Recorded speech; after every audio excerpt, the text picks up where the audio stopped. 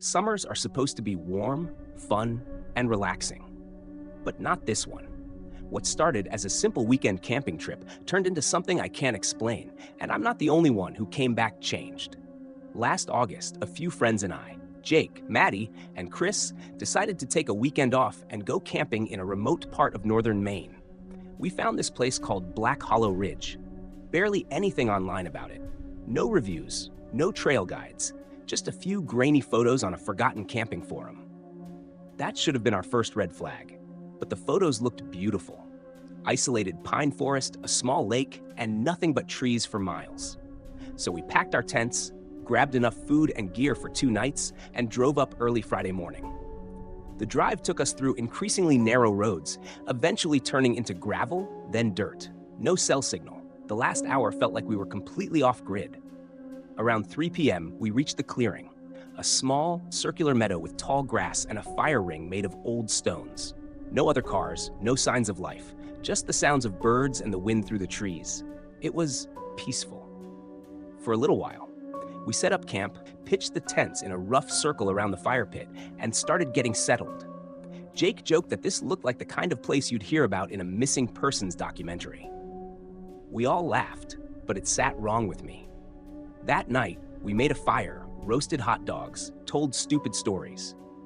You know, normal camping stuff. Around midnight, we were all winding down when we heard this sharp, snapping sound from the woods. It wasn't a branch falling. It was deliberate, like something stepped on a thick stick. Jake grabbed his flashlight and shined it toward the tree line. Nothing. We brushed it off as a deer and went to bed, but I couldn't sleep. At maybe 2:30 a.m., I woke up to the sound of whistling. Not music, just a single note held out like someone exhaling a tune. It was faint, but it was moving, circling the campsite. I stayed frozen in my sleeping bag, barely breathing.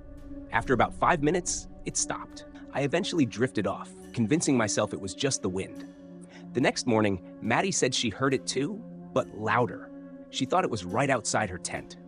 Jake swore he didn't hear anything, but he looked tired, pale. We all felt off that next day. Not sick, just drained. Like we hadn't really slept, even though we did. Jake tried to lighten the mood with a hike around the lake. About halfway around, Chris stopped dead in his tracks. On a large, flat stone by the water's edge was a strange symbol, a circle with 3 jagged lines crossing through it, almost like claw marks. It was carved deep into the rock. Jake joked that it looked like a cult symbol, but something about it unsettled me. It looked fresh. No moss, no wear, as if someone had carved it that morning. We left it behind and finished the hike in silence. That evening, we gathered around the fire again. It didn't feel the same. The woods had gone quiet, eerily quiet. No crickets, no wind, no birds, just that dead, thick silence that makes your skin itch. The kind of silence that feels like it's listening. Chris got up to go pee in the woods, flashlight in hand. He joked about being kidnapped by forest demons before disappearing behind the trees. He was gone for maybe 10 minutes when we heard him scream. We jumped up, grabbed our lights, and sprinted in the direction of the sound. We found his flashlight on the ground, still on, shining up into the trees. But Chris was gone. No sign of a struggle, no blood, no tracks. We searched for over an hour. We yelled until our voices cracked, but the deeper we went, the more turned around we got. It felt like the forest was folding in on itself, like we weren't moving at all. Eventually, Jake swore he saw someone watching us from behind a tree. Said it was tall, too tall, and that its eyes didn't blink. We didn't see anything, but we didn't argue. We dragged him back to camp and agreed we'd leave first thing in the morning. That night, no one slept. The whistling came back. Closer. This time, it sounded like it was walking in circles around us. Always the same note. Never breaking rhythm. Sometimes it would stop for minutes, then suddenly start again from another direction. Maddie was shaking. She said she saw something outside her tent. Something crawling. Not walking. Crawling on all fours, its back arched unnaturally high. She refused to sleep again after that. When the sun finally came up, we packed everything in record time and tried to follow the trail back to the car. But something was wrong. The trail wasn't there. We followed the same direction we came from, using landmarks, bent tree, a pile of stones, a mossy log. But after 20 minutes, we were walking through thick forest. No path, no tire tracks, just endless pine trees. We debated turning back, but agreed to keep going. Eventually, we stumbled into another clearing. But this one was different. There was another fire pit, but it looked old. The stones were blackened, cracked. In the middle were bones, small ones, arranged in a spiral. Jake stepped toward the bones, but Maddie yanked him back. She was whispering over and over, "Don't step inside the circle. Don't step inside the circle." We didn't ask how she knew that. We didn't want to know. As we stood there frozen, we heard that sound again, the whistle. But this time, it was different. It wasn't one voice, it was two. Slightly off sync, echoing each other, like some twisted duet. One started the note, and the other ended it. Jake dropped his pack and ran. We followed without hesitation. The forest didn't feel natural anymore. Every direction looked the same. Trees too close together, the canopy too thick, like the woods were watching, moving, adapting. We must have hiked for hours. The sun didn't seem to move. It just stayed hanging in the same place, low, dull, like dusk stretched out forever. None of us had signal, no GPS, no compass. Eventually, we came upon something that didn't make sense. A wooden sign, old, rotting. It just said return. No arrow, no direction, just the word, half buried in moss. Behind it was a trail, narrow, overgrown, but walkable. We took it. The trail twisted and dipped, and for a while we thought we were making progress. We even started hearing birds again. But then we smelled smoke, not campfire smoke. This was thick, oily, like something burning that shouldn't be. The trail opened up into another clearing, this one filled with tents, not like ours. These were old, torn, rotted. Some were covered in mold, others were flattened, trampled. There had to be at least a dozen. We checked a few. Most were empty. One still had a sleeping bag inside, unzipped and stained dark red near the opening. Maddie gagged and refused to look anymore. Jake whispered, "What happened here?" But no one answered. Then we heard it again, that slow whistling note, and footsteps. Not human ones. Something heavier, uneven, thudding and scraping, like hooves or bones. We ducked into one of the tents and held our breath. It passed maybe 10 feet away. I don't know what it was. I only saw the shadow, long arms that nearly dragged along the ground, a torso too long, and a head that tilted from side to side like it was sniffing. The worst part was that it never made a sound, except for the whistle. That awful, dragging whistle. When it was gone, we ran. We didn't stop until our legs gave out.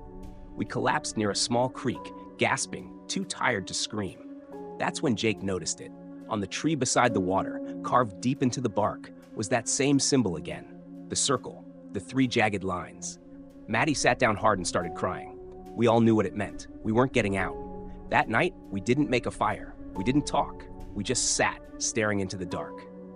And then the voice came. Not the whistle. A voice. It said Maddie's name. Just once. Whispered. Almost loving. Then silence. She didn't react. She just closed her eyes and whispered, "It knows my name."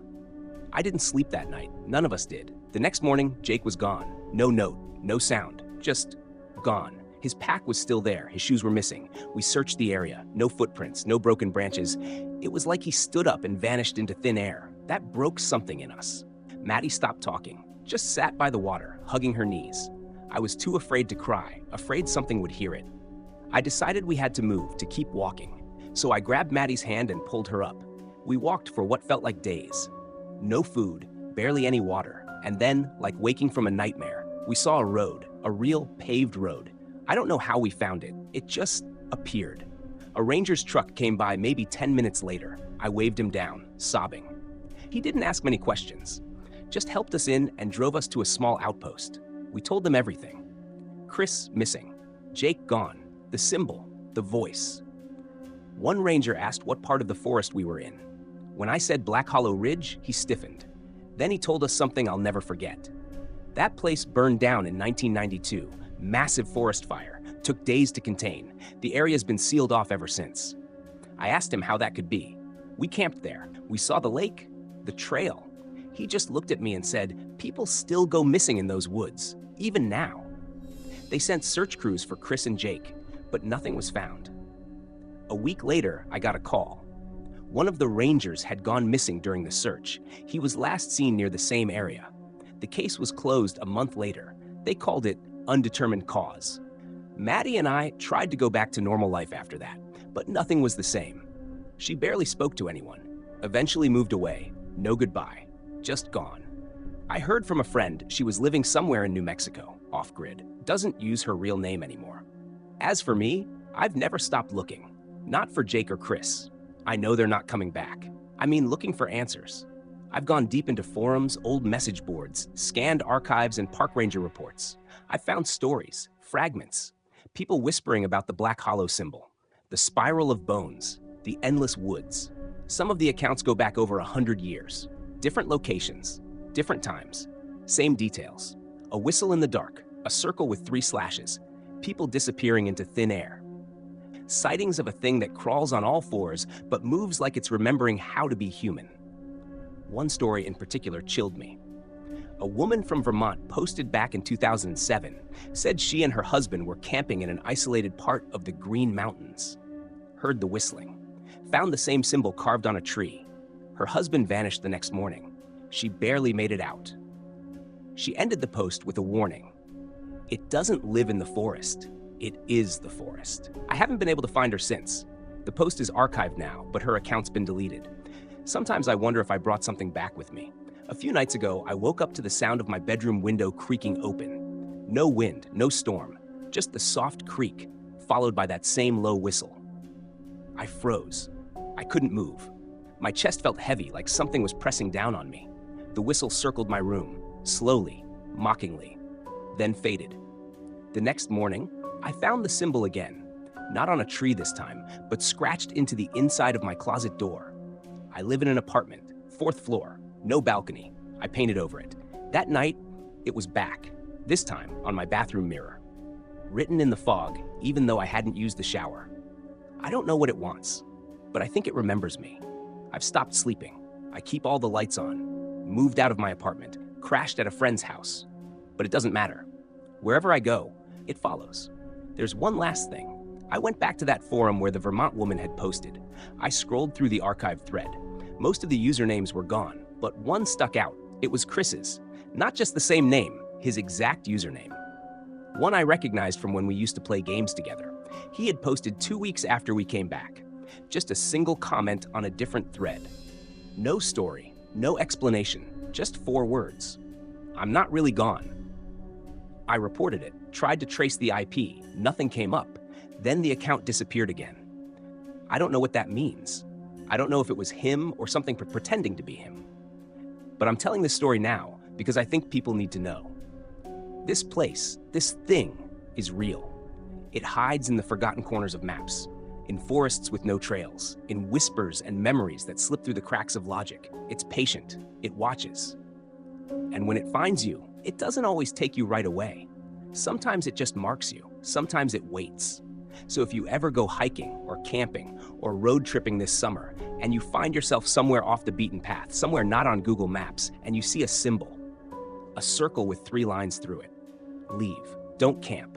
Don't explore. Don't ignore the pit in your stomach.